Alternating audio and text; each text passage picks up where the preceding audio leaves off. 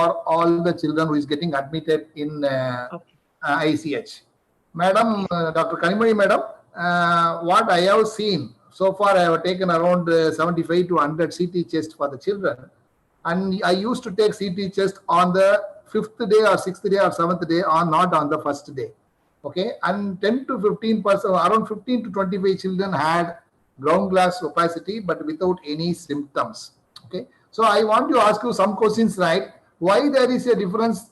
X-ray chest we are not seeing, and CT we are taking some ground glass. Number one. Number two, is it correct taking CT chest after 5th day, 6th day, 7th day? Is there any logic behind it? And number three, children are asymptomatic in spite of the ground glass appearance. Madam, kindly go ahead, madam. Yeah, the main thing I wanted to convey is, as per current recommendations, CT shouldn't be used as a screening tool or as a diagnostic tool. Now, the reason for this is, one is the radiation dose. And the other thing is that in nearly 70% of the children with COVID, the CT will be negative. So it's not a much use doing it. Just because you see a normal CT, it doesn't rule out COVID.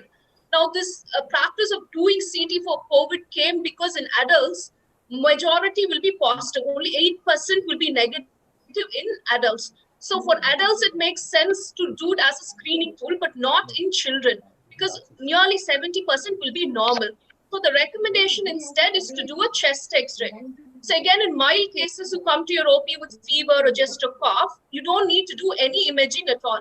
Again, in asymptomatic patients, do not do any imaging, not even a chest X-ray. So when do you need imaging? It's only for moderate to severe disease. And even in those cases, just do a chest X-ray.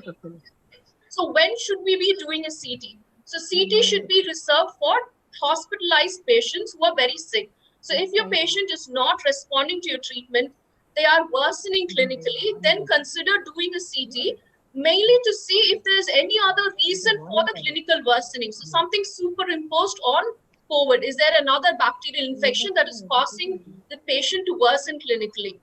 And you can also do a CT if a patient has a pre-existing disease, like a patient who has malignancy. So we saw several cases of leukemia. The Madurai cohort had a lot of leukemia patients. So in patients like that, you can consider doing a CT. Immunocompromised patients, you can do a CT. But otherwise, a CT will not be of much help. Okay. You can go ahead, madam. So I think the typical presentation, I think everyone will be familiar by now. So on X-ray, what you're looking for is this, the bilateral basal ground glass or consolidation.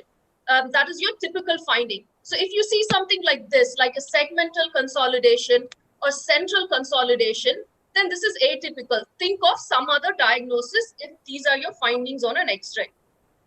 And if you do happen to do a CT, again on a CT, typical findings will be bilateral ground glass. At times, you can get unilateral ground glass, but the typical pattern is bilateral ground glass opacities in early cases. So in severe cases, this can progress to a consolidation. And then this is known as the halo site, which is supposed to be typical for kids. So what that is a central zone of consolidation. And around this, you have a rim of ground glass. So that's about it, sir. That's all I wanted to convey. Mainly that CT need not be done in every patient. Madam, you said that 30% of the children can become positive with CT chest.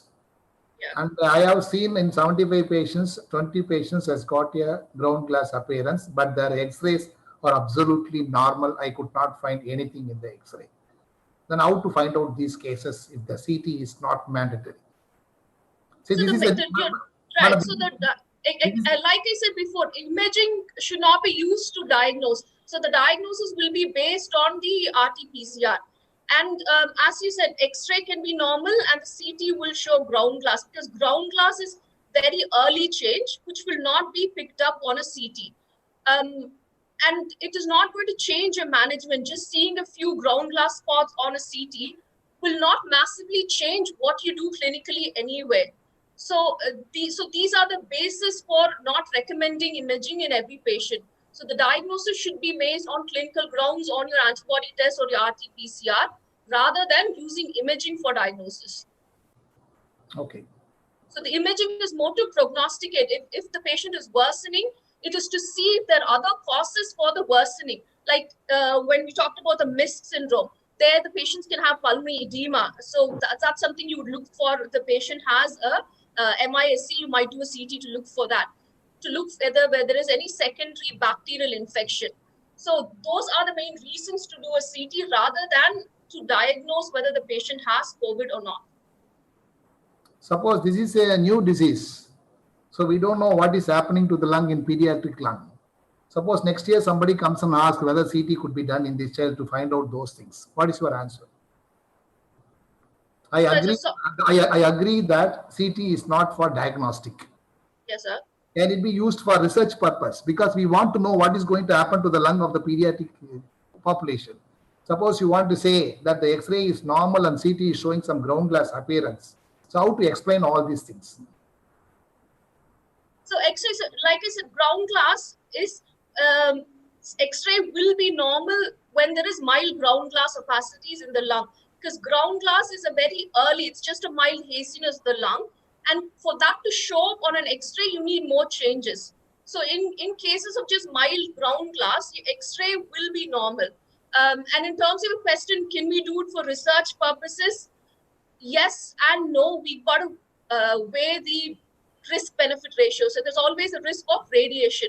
So in terms of what more are we going to add to what we already know, there's already a sizable data from the Chinese population who did do CT in the early days because they didn't know what they were dealing with. So we already have some data there about what CT chest looks like. So what more are we going to add by irradiating these children is the question. So there is no need to take X-ray tests on day 1 or day 2 of life when the child comes with no other symptoms except fever, and you are right. This is the take home for all the listening to this.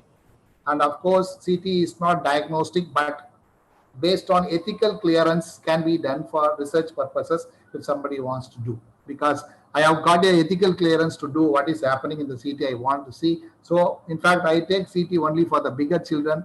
And as I expect, as you said, 30% of the children are showing ground glass appearance. As you rightly said, maybe that a partial collapse maybe show a mild ground glass appearance, which may not be seen in X-ray chest, where you can expect a total collapse alveoli can show a white patch, not in X-ray. That is the take-home message, sir.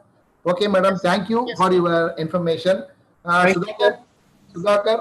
Sir, thank you, sir. Shall we go to the next? Professor Balashankar, sir, wants to say anything as a take-home message. Balashankar, sir, our senior professor. Take-home message. Yeah. You are a barrier now. So many children we are seeing.